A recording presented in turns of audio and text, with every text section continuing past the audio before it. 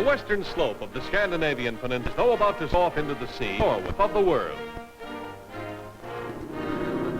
Almost 1,100 miles from north to south by airline, this is the land of the fjord. Blue saltwater inlets reaching far inland to touch the depth of pleasant, deep valleys, which fall from great height to the level of the sea.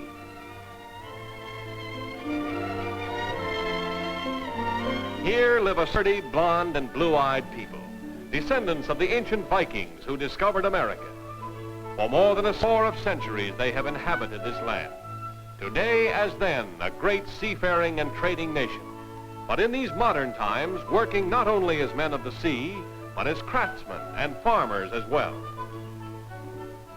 Although hardly more than 5% of the land is under cultivation, due mainly to the rugged topography, farming is the largest industry in Norway, supporting about 1/3 of the country's 3 million population.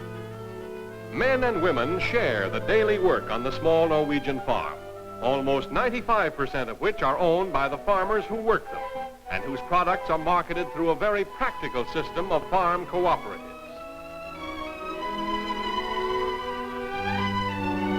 Distinctly a Norwegian product is the fjord pony. Thousands of these ponies, which have stamina comparable to our American mule, are bred for domestic use as well as for export. An interesting farming operation peculiar to Scandinavia is the summer farm. During the few weeks of the summer, when grass grows at the higher altitudes, the valley farmer drives his cattle up to graze. The summer farm is almost always tended by women who milk the cows and make the butter and cheese.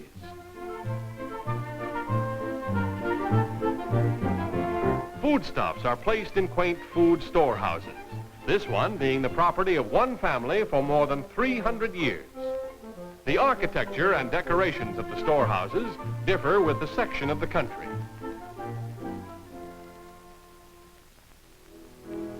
While the American farmer usually devotes full time to his vocation, in Norway it is quite customary for a man to spend part of his time farming and part time in the fishing industry. Less than an hour before these scenes were taken, the men seen here stacking dried cod were cutting hay in a nearby field. Developed by the combined efforts of part-time fishermen and the commercial fishing companies, Norway's fishing industry is one of the largest in Europe and among the largest in the world.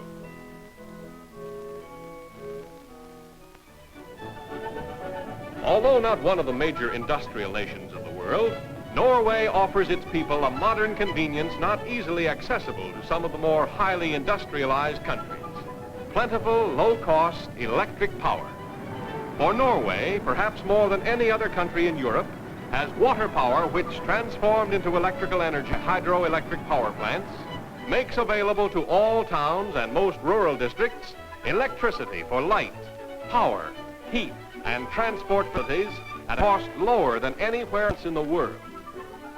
It is this abundance of low-cost power that is largely responsible for the electrochemical and metallurgical industries that have become so important as factors in the economy of the nation. It is this power that serves Norway's extensive shipyards, where a large percentage of the ships comprising Norway's vast merchant marine are built and repaired, passenger and cargo vessels of every size and description, which carry such a large percentage of the world's tonnage.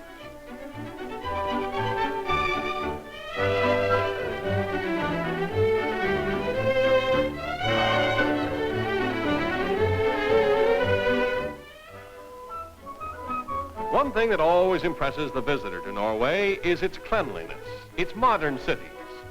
Situated at the head of a great fjord on the southeastern coast is Oslo, with a population of 400,000, Norway's largest city. Oslo is in the best traditions of European capitals, a city beloved by Norwegian and visitor alike. In the center of the city is the royal palace. Although Norway is a monarchy nominally ruled by a hereditary king, it is one of the world's most notable examples of the democratic way of life. The Norwegian takes great pride in his independence, and along with women who share equal voting privileges, he seldom neglects to vote for his choice of representatives to Parliament as the Storting.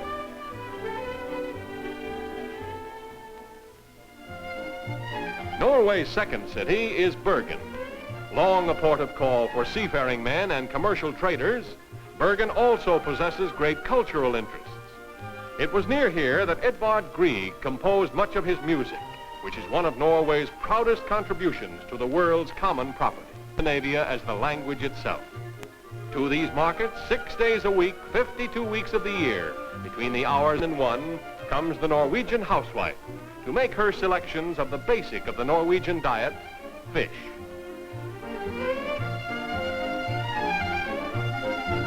Another of the many pleasant things to be seen when visiting Norway is an occasional glimpse into the past. These Norwegian women, seen here emerging from an old stave church, are displaying typical colorful native costumes. While here, the cradle is being rocked as the spinning wheel is worked to twist the yarn which will become warm clothing against the Norwegian winter.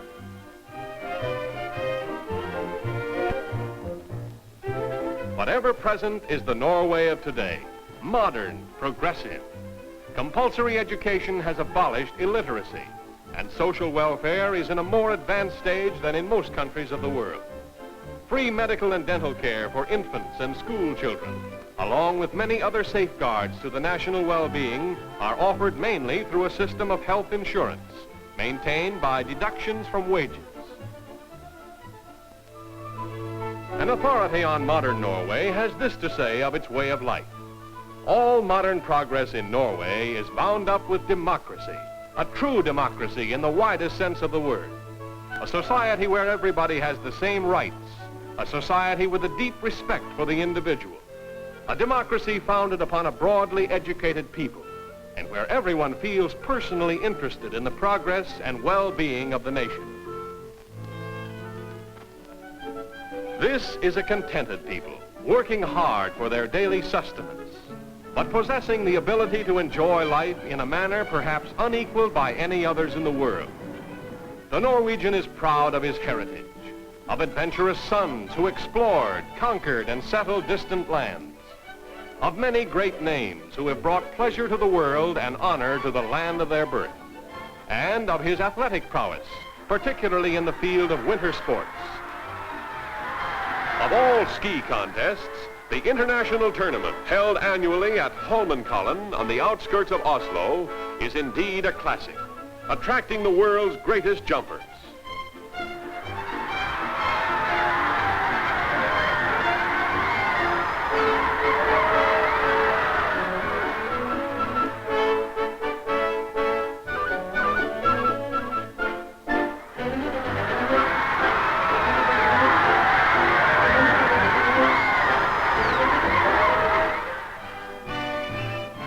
Hardy, independent people in a modern country whose roots are embedded deep in a past as glorious as the splendors of its midnight sun, this then is Norway, well integrated as a nation in this world of ours.